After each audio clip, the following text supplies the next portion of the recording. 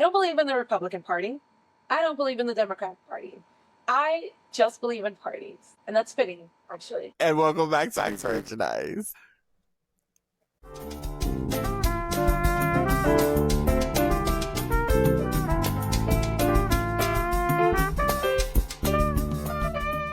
All right, everyone. Today we are recapping episode 4, which was called Apples to Apples. And before we get into the recap, I just want to remind you guys to continue to follow us on YouTube, follow us on Spotify, Amazon. What's our other one, Jay? All the places, girl. All the places. All the places. And especially Instagram for Revirginized Pod, because that's where we have all of our links, and you guys still have the opportunity to enter our sweepstakes, where we are giving one lucky fan a giveaway of over $100 in official Revirginized merch. So definitely subscribe to us, because that's how you enter. Like and comment on our YouTubes, and please continue to engage with us on social media. We love to hear from you guys. Really quick, thank you to all of our subscribers. We see you guys. We love you guys. Thank you. Thank you so much. And if you can't find us on anywhere, you just go to revirginizedpod.com and all of our links will be right there for you to follow. Also, you guys have been really liking Candace's Fashion Corner that I've been doing on TikTok. It's like a big thing on TikTok, by the way. I watch it on Instagram. Yeah, because I've been posting it on Instagram as well. Okay. However, guys, TikTok had this nasty thing when they did that whole ban, real quick. Oh. And because I wasn't a TikTok user and I would like delete it, it would not let me sign on for like forever. I finally was able to sign on, and now it's giving me kickback again. So Candace's Fashion Corner has been delayed because I don't want to just give you guys the pictures on Instagram, because I feel like you like the videos more, right? Like it's more engaging on the videos. So please bear with me, because I'm going to do last episode and this episode together just to give you guys what you love. I love that. I love that. And oh my God, we're on episode 4, which means this is a 12 episode season. So this is the end of the first third of the season. So yeah, I at some point at the end, I kind of would like us to revisit how we feel about the season so far, because maybe it'll be a nice checkpoint to do whatever at the end of every third. Now that I think about it, yeah. And with that, go ahead. And with that, oh my God, this episode just what are the vibes? What are the vibes? And with that, the vibes are the writers just can't get their shit together. Excuse my French. That's all it is. Every time I have some hope in this season, something just happens like out of nowhere, and it's awful. Let's start with Carrie. Let's just Carrie. I gotta say, I loved it. I loved it in the beginning, because we're seeing Carrie. She's finally like, interacting with Aiden's boys. Everything that we wanted to see, and they love her, right? They love her, except for who?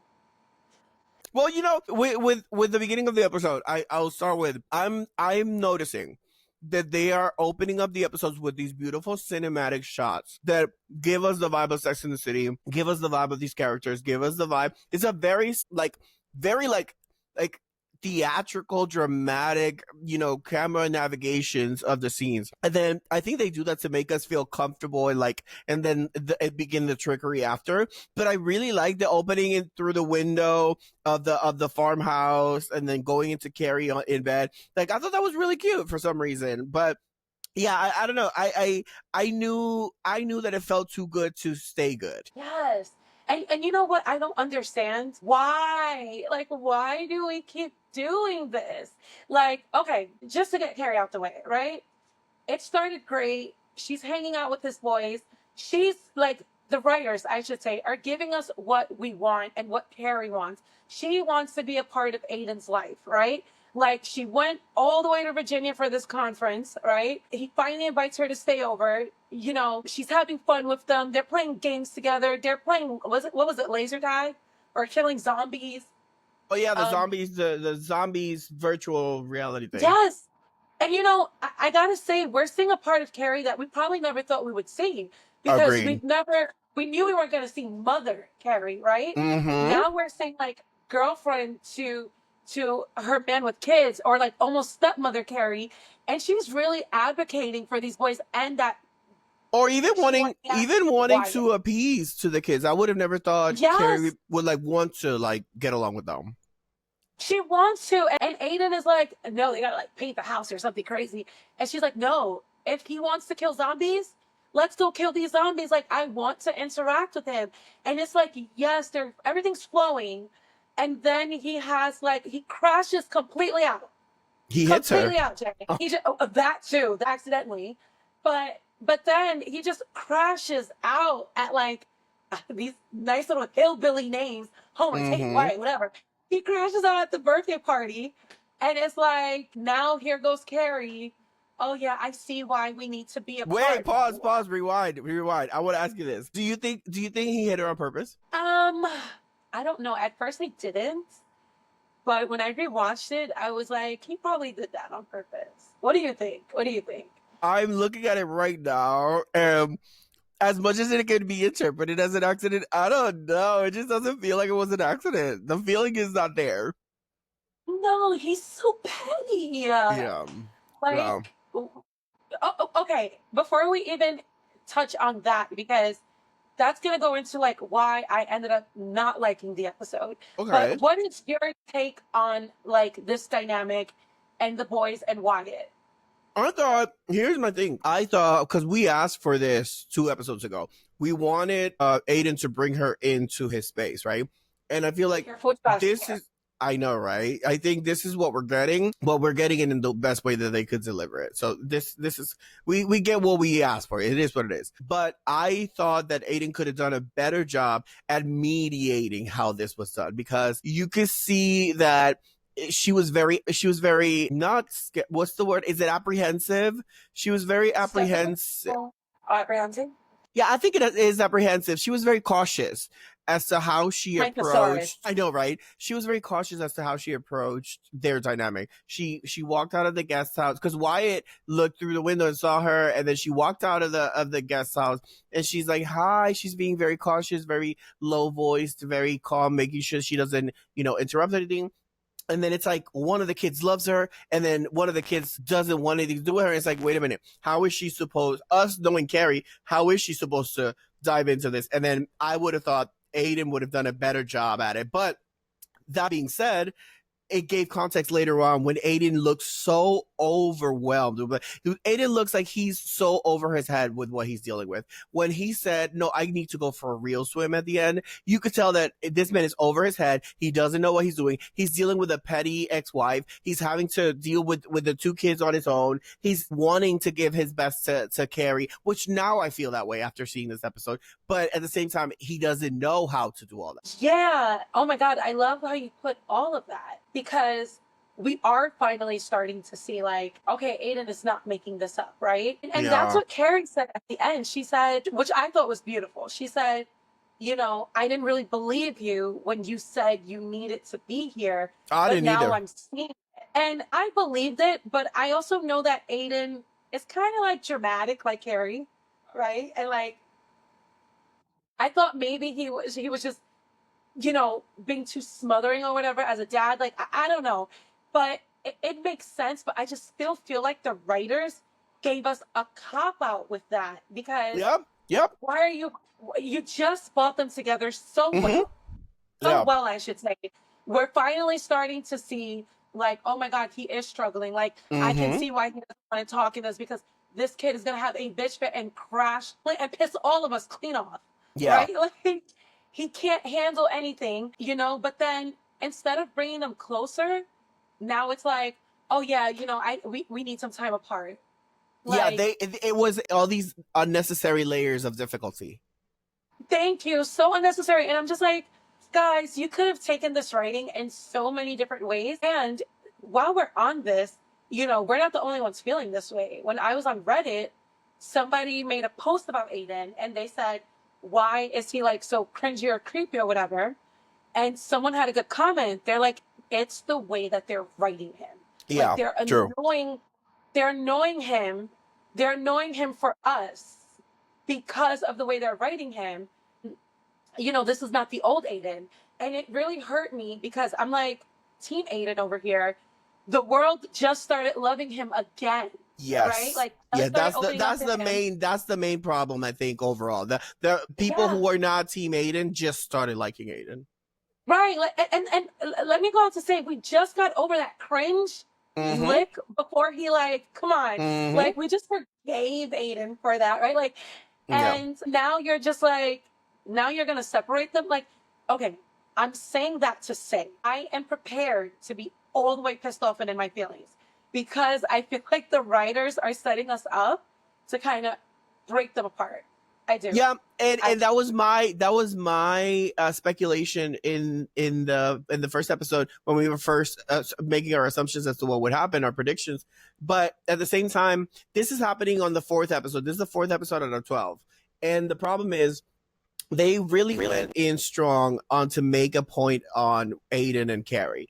And my issue with it is this roller coaster of emotions that Aiden and Carrie are going through could have happened throughout an entire season. Like what they went through in these 4 episodes could happen throughout an entire season, because what I feel like they're about to do is the second third of the season, they're probably going to be separate. They're going to be living separate from each other. And then she is now in a place where she's allowing herself to let Aiden handle his family drama, his family issues, and go back to New York City and deal with herself. And I don't know how she's going to navigate that when she's not single, but yet in New York alone. So I think that they might set that up to then come in the last third of this season and say, oh, Aiden's coming back. Now Aiden's going to make an effort. Something good happened with Wyatt and a breakthrough happened, and now Aiden's going to make his way back to Carrie. And I'm afraid that if that's what they're going to do, it's going to end up being cheesy, because then Aiden is going to have to wait on so many things to happen to choose Carrie. Whereas if they separate them to the end of the season, it's going to be more realization that Carrie's going to make us to, like, I haven't seen you in however long. I need you here. And she's not going to be able to realize that she can be alone, but being in this relationship. So I don't know where they're going to go with this, but whatever they're setting up, they're not setting it up well. Absolutely not. I mean, I hate that. And then there was a part of me that was like so frustrated, because it's like, why does his ex-wife Kathy get to be happy with her boyfriend? Yeah, Kathy's not dealing with any of these difficulties. Absolutely not. Kathy was like, sucks to be you, Wyatt. Like, whatever. Let's load you up on pills and just call it a day. Like all these other New York City kids who just have to cope with drugs. Correct me if I'm wrong, because the kids were living with her before, when he was in New York City, right? No. Wow. I think so, but I'm not sure, because remember she called him when he was in New York City and he had to go. So the kids were with her? I think they were just staying with her for a little bit. I think that's what it was, because I remember him saying that he's primarily with them. Yeah, right? Like, that's what I remember. Traveling, and he's the only one that they really know. I know the oldest is like in college. Maybe the middle one is like in high school. So I think when he's with Carrie, they're like with her, like a split custody thing. Yeah. But the one thing that I did appreciate is, like, his brothers called him out on his ish immediately. They're like, yo, screw you, Wyatt. Like, all right, our parents got divorced, and what? Like, yeah, but also they wrote Wyatt. My hopes were, because if we wanted Carrie to be integrated into this family dynamic, my hopes were that, yeah, sure, Wyatt's going to be difficult, whatever he's going to be going through, what he's going through, but I didn't expect it to be this, oh, he's having anger spouts, he's dealing with all these issues, he's whining and brattying out. I didn't expect all that. I thought that he was going to be. I would have liked it more if they would have been a more realistic depiction of, like, depression or something, where he's struggling in certain different ways. But it was more of a outburst and like tantrums. It didn't feel very much like, oh, this is something I'm dealing with. It just felt like, oh, I'm being bratty and I'm being snooty. I wanted them to write him better. I wanted Wyatt to be written better. And is there not a Latino or another Black and brown person in the writer's room? Like, girl, there is not. There is not. All the way down before I throw this chocolate clean across your head. Like, seriously, like, I was waiting for, like, Wyatt. Like, you know, at least give him a threatening look. Like, you guys are from the South right now. You know, like, they hit their kids in the South. Let's get it together, Aiden. There's so much that could have been done. But honestly, I don't know. I mean, I would have rather than make him like a mini little drug addict, like all the rest of the kids in New York City, with the money. I would have Just believed kidding. that. I would have believed that even more. But you know, interestingly to say, while I just shift us a little bit from Carrie, I gotta say I'm not too interested to see where her storyline is gonna go next, because every time I have some hope in the writers, they do something really left field. And I'm telling you right now, guys, and please comment on this, guys, if you're watching, but like if she makes any moves towards this gardener or whoever it is doing her backyard, I am going to vomit. Okay, I don't want to No, see that Seamus flirting with guy. nobody. That's the yeah, I Girl, suppose. Well, that horny flirting that happened last episode. yeah, that's you're right. And you know what though? Speaking of SEMA, you are hitting it on the head. Like less and less and less screen time. I told you. I Less told and you. I told you, and it's gonna less. happen throughout the season. I told you it's gonna continue to happen. Yeah, and I gotta start listening to you because, I don't know. I love when we're on opposite ends because you're such a hater. So it's like it's so I crazy. love it. Like, I love but it. Yeah. but I agree with you. Like, what do you think is You know, by like the sixth episode, it's just gonna be nothing. She's gonna be like a traveler. literally, it's gonna be she enters the restaurant, gets to go, and leaves. But I feel like this would have been such a grounded episode if it would have only shown Carrie at the farmhouse with Aiden and the kids. We did not need to go back to New York for this episode. There didn't need to be a single showing of this, or if they would have done the entire episode and at the end when Carrie flies back, she meets up with the girls or whatever. This episode did not need any of that. And I do want to get this in our heads. My friend came at me strong with this one. This show does not have a writer's room, girl. This show is Michael Patrick King writing. This show is just Michael Patrick. So my friend came back to me and was like, okay, you guys keep talking about the writers. There's no writers. It's just Michael Patrick King writing this show. There's no writer's room for this show. And I'm like, yeah, I know. It's just us getting in the hopes that a writer's going to step in there and is going to fix the thing, but it doesn't happen. But Never. no, and you know what I will say, my favorite episode so far has been episode, what was it, 2? Yeah, 2, because that Yes. was the most Yes. Sex and the City.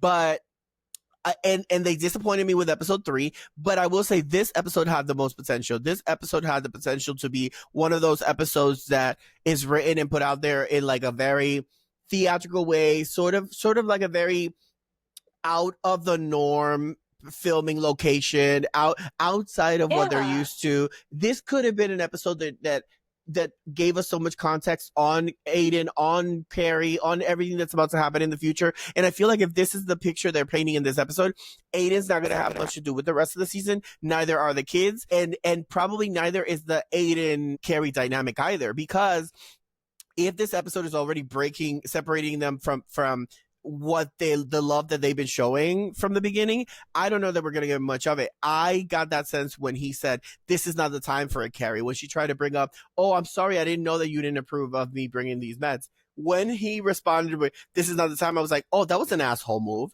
He could have shut that down in a more gentle and kinder way. That he wasn't dealing with much. He was lighting up the cake at that point. But they kind of appeased his character in the end when they showed how overwhelmed he actually is. He does not know how to deal with as much as he's dealing with. No, he doesn't. And I feel like you're so right. Like this is just MPK locked in a closet, ignoring everything because I mean, Yeah, he's a bro. millionaire. People are gonna watch this show. He can do whatever he wants. And me, not that I love trauma because I'm a Taurus, honey, but at this point, call Darren Star.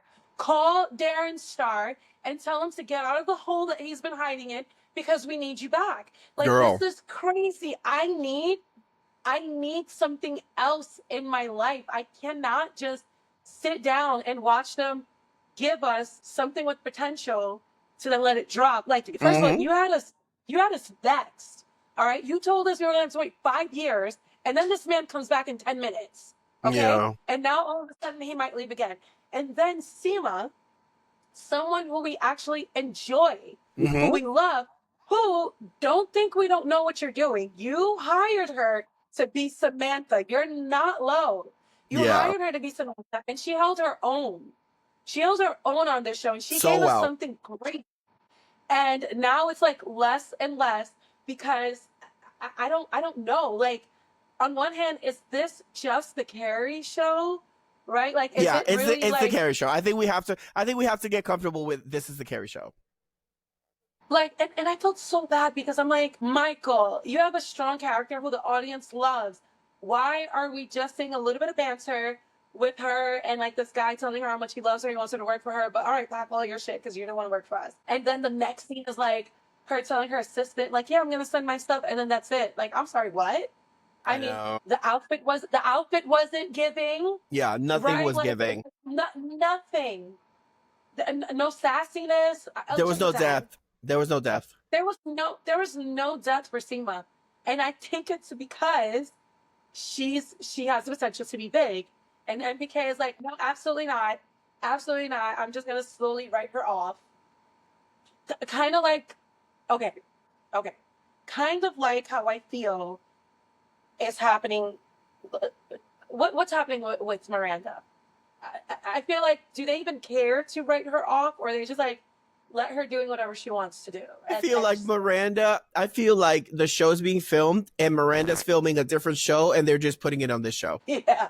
Yeah. But we got to see Brady. Which was that was a nice surprise. Brady showing up on screen, I was like, okay, this would be cute to insert it in every episode. When Miranda, takes a little bit of time to just call her fucking son. Like, that will be a nice little showing of Miranda. We haven't seen that all season. And we won't. And notice how I think he called her, right? Like, he called her. No, she called him. She called him. That was Yeah, so nice. the phone rang and he said something. He asked her about the meme. He basically asked her about the cunt meme. For those of you who did not, because I know sometimes people, I have a friend, she doesn't even watch the show, she just watches our recap. She's like, I can't, like, the show's gonna drive me crazy. For whoever didn't watch, Miranda became a meme, which I actually liked, because they keep pulling like these not millennial, but like, well, yeah, and like these Gen Z things, and they're not doing it right. But the meme I thought was very, very cute and funny. Like, that's so like on like with times. And basically, Miranda, like, she jumbled on her words and she said cunts, and they made a meme about her saying cunt, and it was like this banter with her and Brady. And that was that. Like, forget Brady, how are you? Again, no backstory. Brady, how's college, or whatever you're doing? Did you finish backpacking through Europe? Did you get kidnapped? Did you meet someone out there? Did you become a monk for like 10 minutes? Like, nothing. It was just what is going on with Brady? What do you assume is going on with Brady? He was cutting potatoes when he answered his mom's call. What's going on? Yeah. Well, what's going on is they don't care about Brady. Brady has no aspirations in life, right? Like, they didn't give no context. They didn't give no. He's just at a restaurant kitchen cutting potatoes. He's frying French fries at Scout. How lovely! And look, no shade on that at all. Get it how you get it. But I'm just like, okay, so you guys gave us Brady, but such a little version. Like, I'm tired of Lily. I'm tired of Rock, right? Especially because you barely do them right. Like, can we get a little more context on Brady? But no, I leave Brady out because I feel like if they bring him into it, they're just gonna fuck it up again. They're just gonna fuck it up even more. Kind of like her storyline. But what do you think is in the future, in Miranda's future, with all that's going on? Because I didn't even like the get together with all the fucking bratty friends of her crush. Like, I feel like that was so dead time. Like, that was such a waste of fucking time. Thing 1, thing 2, thing 3, thing 4, like, it was, I'm sorry, like, it was annoying to watch, but then it was kind of funny just watching the characters be annoyed at the annoying friends. You know, I do have to say, I thought since the very beginning that she was going to get with this girl. What's her name? Is her name Liz? I think her name is Liz. Joy. I thought her and Joy were going to get together, and shout out to NPK for giving us all these random ass lesbian scenes only to put them together. Right? I kind of didn't really care for so much how it was written, even though I did like how she was very vulnerable with Miranda at the end. And she's like, I shut down when I like someone. I loved it because that's how Miranda is. So Yeah. it's like, oh, okay, like you kind of met your match, but I kind of still felt like it was a waste of airtime. Yeah, it was. Um, in a way, and that's how I'm feeling with a lot of the episodes, like just a waste of airtime. Like certain people come on and I'm like immediately not paying attention. Yeah, no, you're right. The episode would have been so much more meaningful if we would have just stayed at Aiden's. If we would have just seen that all the way through from Yeah. beginning to end, a good writing, that would have been so much meaningful because I think something that I appreciated most about this episode was seeing Bob, the boyfriend Yeah. of was it Kathy, in the dynamic when he was adding so much context as to, oh, I've been here for 4 years and I don't feel a part of this family, so you should be fine. It's okay. You shouldn't have a problem with this. And it's like, I think she's seeing what the issue really is. They're a tight knit situation. There's no getting in here. And I appreciated that part the most. But as far as Miranda, I could do without Miranda. I can do without Miranda. I don't need Miranda anymore. Miranda's not anything to anything. They're living in a different show. Miranda called every single person. Miranda called Brady. Miranda called Charlotte. Miranda called Carrie about this meme bullshit. And it wasn't even that big of a deal. It's just a fucking meme. I'm like, girl, go do your job. Go fuck your crush and move on. Like, go do your job. That's it. Seriously, can you guys give us something? Because first of all, you traumatized us with Che and Steve. And yeah. I never thought I would say this. And for those of you watching, let me know if you agree. The way that MPK is writing her this season makes me want to bring back the drama with Che and Steve. Because Okay. as much as I hated her with Che, it's like, oh my God, this is like painfully awful. Yes. Painfully awful. Yes. Oh my God, Che's crazy. Oh my God, you're just like a filler. Yes, more of that. No, I can't disagree. Yeah, I cannot disagree because I think I now appreciate more the layers that Miranda had when Steve and Che were present than whatever this monotoned, superficial, no context Miranda we're getting. Even the outfits, and it's just like, come on, cut it out. Yeah, there's so much missing. There's so much missing. Like literally stop it and cut it out as well. Just cut her scenes at this point too. Like I'm over it. And I say that with sadness because again, when Miranda is written the way they used to write Miranda, that's a character. Yeah, we love Miranda when she's written well. Yes, even with the selfish mistakes, because she's very selfish, and you know what it is? She's not like selfish as Carrie, but like she's very judgmental and she's very like impulsive in her own way. She's very guarded. And she comes back to Earth. Like that's what I want to say. You know what? Where's Steve?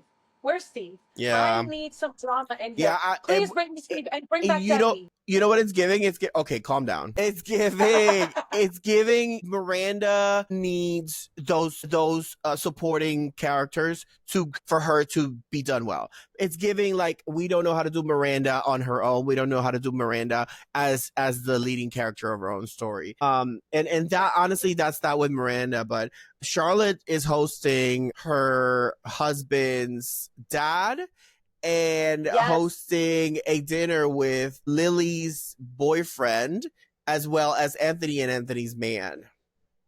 Yes. I love how open they were too because the dad is very old school. Quick side note, that actor whose name I was trying to remember, he actually passed away. May he rest. Really? He passed away, I think, like 2-3 days ago. Wait, the man that played his dad? Yeah. Harris Yulin. There we go. So may he rest in peace. Condolences to his family. He's a very, very dope actor, by the way. Very dope. Been around for decades. And like they're having a dinner, and you can tell he's so old school because he's like to Lily's boyfriend. In my day, if you dance ballet, he was basically like, like you fancied men, and he was like, "Oh, I have a boyfriend." And I'm like, oh, I love it because Lily is just so with it. Like, yep, he's poly. He likes me. He likes men. Like, amen. Let's get it together. And I'm like, okay, they're with it there. And then, did you notice though the exchanges that he was giving to Rock? Go. The boyfriend. Oh my God, I think I just like forbid. What exchanges? Lily. Oh my God, Jay. And you wear glasses. I wasn't even wearing my bifocals and I caught it. What Okay, exchanges? so when they were at the dinner, Huh? Dios mío, se me acabó. When they were at the dinner, Mm-hmm. the grandfather was like, "Oh, what's poly?" And Rock came in and explained like what poly was or something. And she was like, "Oh my God, I'm sorry for speaking for you. Is that okay?" And he was like, "Yeah." But the look that they gave each other, they gave each other two looks. Oh my God, whoever's watching, please let me know if you caught it. Wait, I'm watching it as we go. Please rewind. Please rewind. You said uh, Lily's boyfriend gave Rock a look. Yes, they like gave each other these exchanges, and I'm like, what is happening here? Are we gonna see a scandal between the siblings? Because I'm here for it. I'm bringing this up because I'm here for it. Because let's be so for real. Charlotte and Harry, I love them, but please get off the screen. Please Hmm. get off my screen. Like the most entertaining part of their like segment, I should say, was when Grandpa was trying to bag the neighbor downstairs. Like he was Girl, definitely trying to have some sex. he had game. He had game, and he was He catching had, it. hey, it's that voice, it's everything. But I noticed that, and I'm like, okay, this could just be me Yeah. because I always want to just throw stuff out there. Huh. But drama between these kids, this is what we need to see. That would, But you know why that would be cute, because it would give them a storyline, and it's a storyline that we're going to be following probably. yes, and then we're gonna see some drama because Charlotte's not gonna give it to us. Let's Mm-hmm. be for real. And Harry with his old self, like Girl, every episode, there are all kinds of stories. I wanted to punch the TV when I was watching Harry. I was like, so Harry had problem with accepting all these modern stuff. He can't work a fucking device. He couldn't stay up past like fucking 11 p.m. And now he can't get his dick up. Like, can he get a fucking break? Can he get a fucking Don't break? forget he pissed on himself. Like, and he pissed on himself. Like, can Harry get a fucking break? I feel like this the actor that plays Steve didn't come back because he probably was not happy with what they were doing with the character. I feel like the actor who plays Harry is just going to be done after this season. All of this should be enough for him. Like what they're doing to these characters is like, are you kidding me? Like it's so atrocious. It is like every year you're just aging the. I mean, every episode you're aging them up. Like they're fossils at this point. Like, Every straight man on the show. Facts. You ain't facts because Anthony has not one problem. Girl, He has not yeah. thrown his back out yet. He hasn't slipped and fallen. He doesn't. And girl, need let's be honest, he looks the oldest out of everybody. He really does. He really does. His hearing is intact. He can have sex for days. He's pulling Literally. young men. Like, I can't.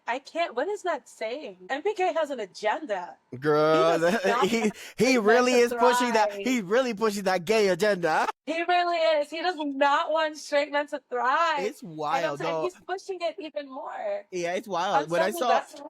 When I saw Harry and Charlotte in bed, I was like, they're not gonna go there. They're not gonna go there. And then as soon as he said, I was like, oh, I should have known. I should have known. What you should know is that we're gonna see some drama with these kids, and that's what we've been waiting for. So you really think so? Okay. I mean, I'm with it. I'm with it because if Brady showed up on camera, that means that he's probably going to show up again. So I'm with seeing Lisa's kids, Charlotte's kids, and Miranda's son going into the mix. And I wouldn't mind if Aiden's kids come into this mix by moving into Carrie's house. Like if they become the show, I wouldn't mind that at all because that would be freshening up this whole situation. No, seriously, I thought that too. Like bring these kids in and let's like, I never thought I'd say this, but I mean, forget the actors, like the main cast at this point. Like, let's bring in these kids and let's shake it up because you guys aren't shaking shit. Like, I'm getting really frustrated that I'm cursing on this podcast. May God forgive me. Like, it's insane. It is pretty wild. It is pretty wild that at this point we're so fed up and we're only 4 episodes in. And we're this upset. Like, it makes me sad. But LTW.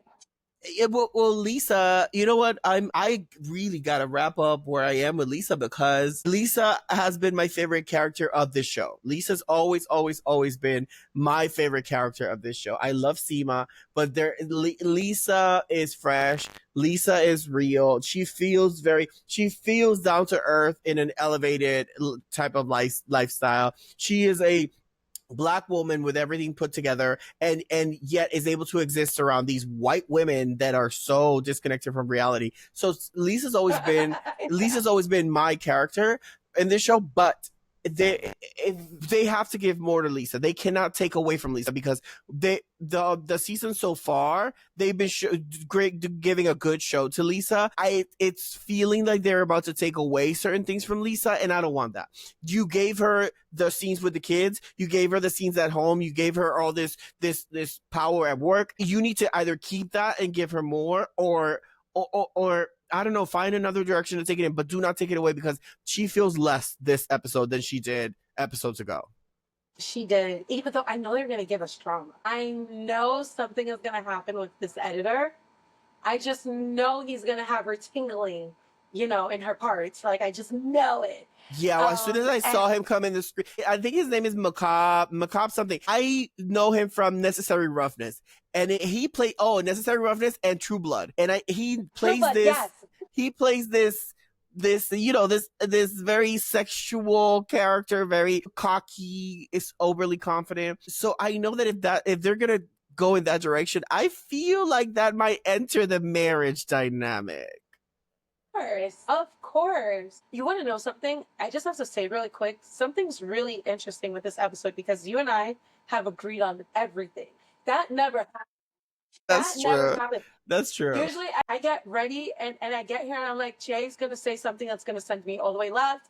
And I know I'm going him clean off, which I love. Because you are a hater with certain characters. I swear. Yeah, I can't help it. I can't help it, girl. And I know I'm annoying with my nonsense. I love it. I agree with you. It's going to shake up that marriage. And as much as I don't want it to, because they have such a sweet marriage. Yeah, that's the problem. That's the problem. But it's going to give the show a little bit of the drama, even though that's the thing. We don't need the drama from them. I need drama from Miranda. I need drama from like Charlotte, right? Like spice it up. But I definitely think that they're going to shake it up for us with them. I do. And I just hope that they don't shake it up too much. Like, don't go getting real creative now. Like, stay in your lane. Yeah, because don't go too far with it. Yeah. But, and I don't know what they're going to do, but also, I'm sorry, also because of the trailer. Remember, we've seen there's some shots in the trailer that we haven't seen yet. Oh, yeah, I remember. It was like work husband. Like, work husband. Like, you're already playing with fire, girl. Like, do not play with that fire. Your husband is like a mayor or a councilman or something important. Like, your husband will shut down your production. Yes. Oh my God. Yes. Yes. Don't play with Herbert because you think he's so sweet and he's so this. That man can be petty, and he will, and he should. He should. I don't think he plays about his wife. So I wonder how this is going to go, especially because you mentioned something that I think is really important. You said, like, Seema's a very good part of the show, and LTW is a very good part of the show, and she grounds us, and she does. Like, Nicole and Sarita have this thing that they bring to their characters that it makes you watch. Like, they know how to get above the way their character's written. And that's the actor. That's the actor. Yeah, it's all the actor. And I feel like I don't want us to get too comfortable liking LTW too much because I just feel like she's going to come in less and less. Damn. Or they're just going to write stupid, like, narratives. Like, don't do me like that. But why? You know what I'm starting to ask myself? Like, why did they do the show in the first place? Why did they bring all these new cast members? Why did they decide to do this in this way? If you weren't going into this confident that you had a story to tell, why try it? Like, because everybody being available and wanting to go back to the show is not enough of an excuse. You don't make a show because the whole cast is available and they want to go back to this type of storytelling. You you make a show because there's still story to tell. There's still so much that we can do. And I feel like, I don't know, now I'm starting to feel like you just want to film more Sex and the City and you couldn't, so you just have to give a new name to what you were doing. Let's be so real. Like, let's be so real.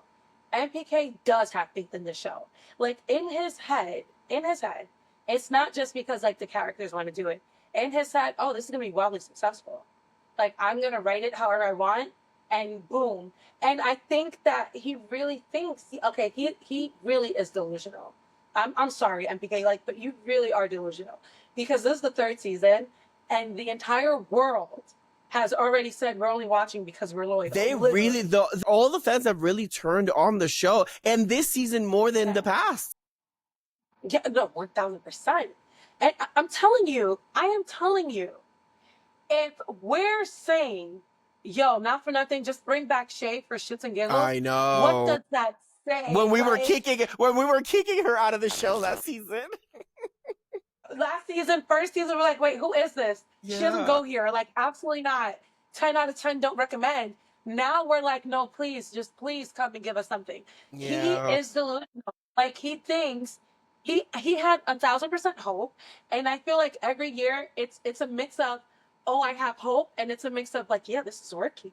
Like, yeah, this is great. there's also with the context of like they're in HBO. HBO throws a lot of money at their IPs. HBO has a lot of money to throw to make these shows, to make all of their shows. So I understand wanting to get your money, but wanting to get your money should not go above ruining your reputation like this. And I get it. This is a very important IP. This is a very important, production, but don't just turn it into something that people are going to hate just because. Like, there should be more story to tell that can be passed on to somebody else. Pass it on to another creator, director, or developer later so that they can turn it into something better. Don't kill it just because you don't plan to do anything with it afterwards. Like, there's still young people in the show that could turn it into something else. Like, I was talking to somebody very, very recently about there's a show now in Bravo called Next Gen NYC, and it's the children of the Real Housewives, like a bunch of the Real Housewives, right?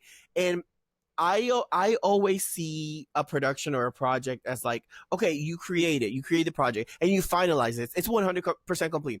Do you have the opportunity to expand it?